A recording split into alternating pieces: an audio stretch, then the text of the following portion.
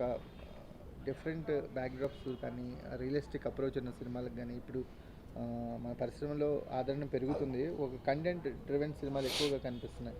వాటిలో పలాస కూడా ఉండబోతుంది అనేది పోస్టర్ టీజర్తో చాలామందికి ఒక నమ్మకం క్రియేట్ అయింది.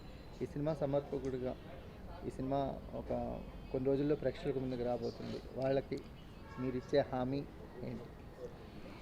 సినిమాలు తీసి హామీలు ఇవ్వటం అనేది కరెక్ట్ కాదు.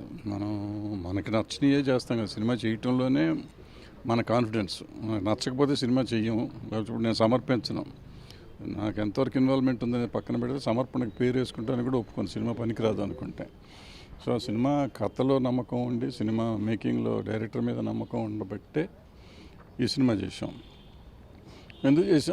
ఎందుకు చేసామంటే డిఫరెంట్ సబ్జెక్టు.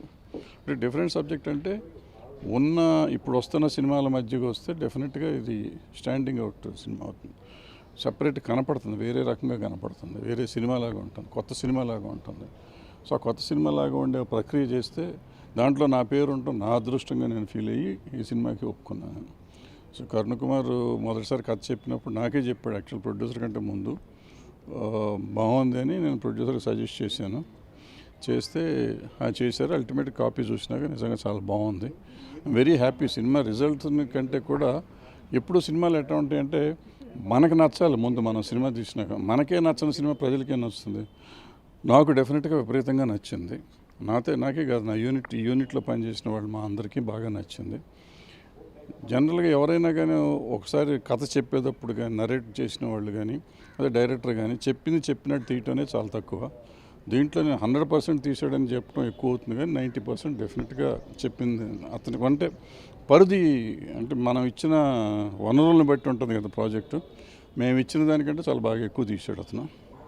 సో చెప్పింది 90% తీశాడు. వితౌట్ ఎనీ డిఫికల్టీస్లో కూడా అతను తీశాడు.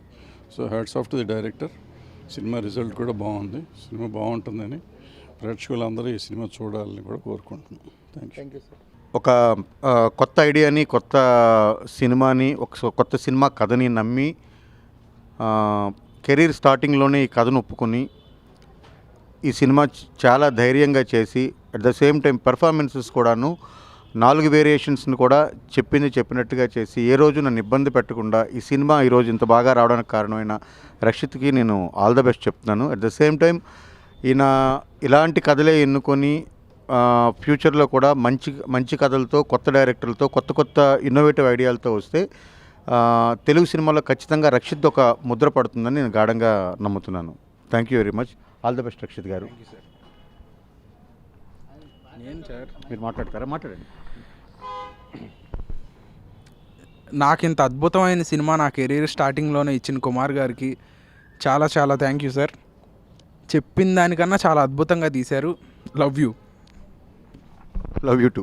ప్రపంచ సినిమాతో పోలిస్తే తెలుగు సినిమాలో 50-60 ఏళ్ళకి ముందే మనం మాయాబజార్ లాంటి అద్భుతమైన కళాఖండాలను తీసాం.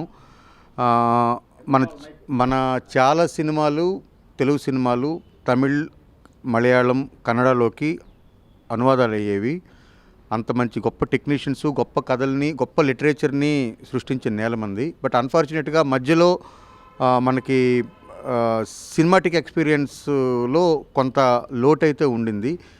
ఇప్పుడు ఏంటంటే లేటెస్ట్గా వస్తున్న సినిమాలన్నీ చూస్తున్నప్పుడు, పరభాష చిత్రాలు చూస్తున్నప్పుడు ఎందుకు ఇలాంటి సినిమాలు అసలు మనం తీయట్లేదు అనుకొని బాధపడుతున్నప్పుడు ఇలాంటి సినిమా తీయాలి, ఇలాంటి సినిమాలు మనం కూడా చెప్పాలి, నేటివ్ స్టోరీస్ చెప్పాలి, కథను కొత్తగా చెప్పగలగాలి, కొత్త నెరేటివ్ ఇవ్వాలి.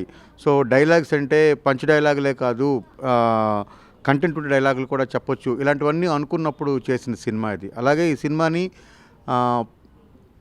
పీరియడ్ సినిమాలు తీయాలంటే విపరీతమైన బడ్జెట్ కావాలి, చాలా టైం కావాలి అనుకుంటున్న ఈ సందర్భంలో పీరియడ్ సినిమాని మంచి తక్కువ బడ్జెట్తోనే ప్రాపర్గా ప్లాన్ చేసుకుంటే చాలా తక్కువ టైంలో కూడా తీయొచ్చు అని చెప్పడానికి తీసిన సినిమాకు కూడా పలాస 1978 అని చెప్పొచ్చు.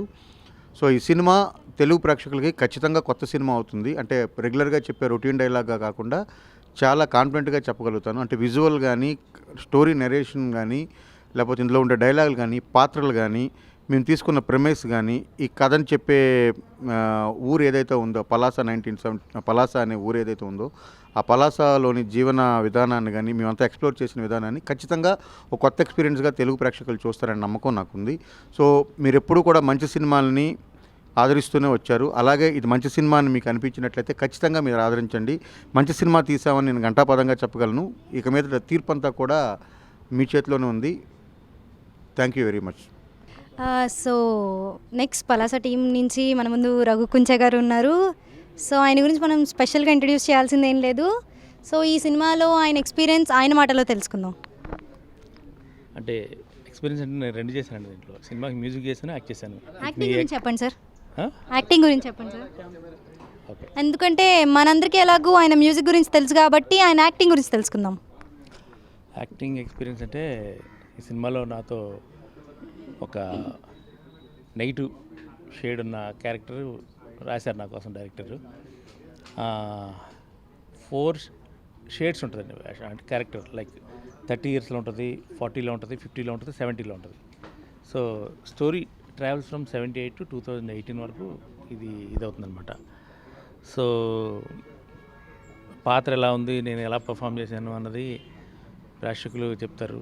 నాకు బాగానే చేశానన్నా నేను అనుకుంటాను, బట్ చూసిన వాళ్ళు కరెక్ట్గా చెప్తే నాకు అనిపిస్తుంది. అండ్ ఇలాంటి పెద్ద వాళ్ళందరితో సినిమాలు నటించే అవకాశం కూడా నాకు కల్పించారు. చాలా హ్యాపీగా ఫీల్ అయ్యాను నేను.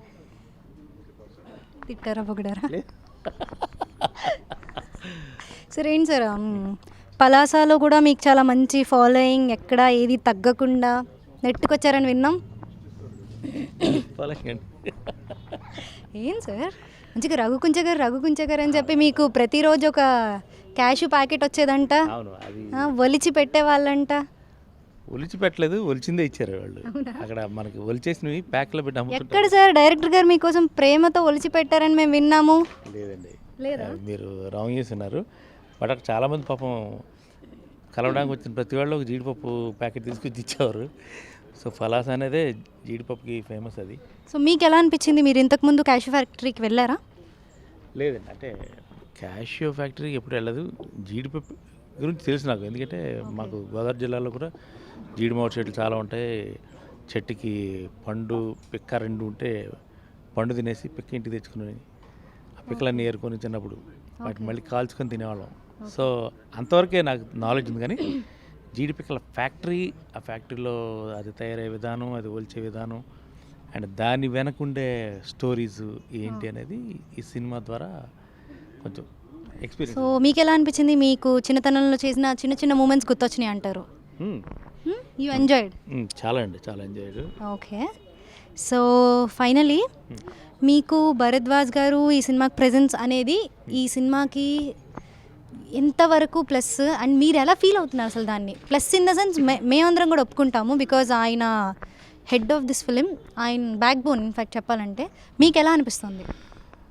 తమ్మారెడ్డి భరద్వాజ గారు ప్రజెంట్స్ అనగానే సినిమాకు ఒక అడ్రస్ అనేది ఒక ఫామ్ అయిపోయింది యాక్చువల్గా.